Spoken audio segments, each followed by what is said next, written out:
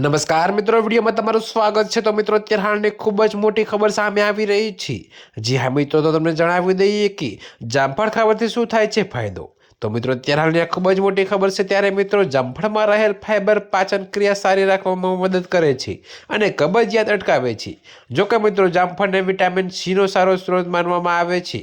જો કે મિત્રો, જે રોગ પ્રતિકારક શક્તિને મજબૂત બનાવવામાં મદદ કરે છે। તો મિત્રો, અત્યારે હાલની આ ખૂબ જ મોટી ખબર સામે મળી રહી છે। ત્યારે મિત્રો, તમને વધુમાં વિગતવાર જણાવી દઈએ કે સંયમિત માત્રામાં જામફળ ખાવાથી બ્લડ શુગરને નિયંત્રિત કરવામાં મદદ મળે છે। જો કે મિત્રો, જામફળમાં કેલરી ઓછી અને ફાઇબર વધુ હોય છે, જે વજન ઘટાડવામાં મદદ કરી શકે છે।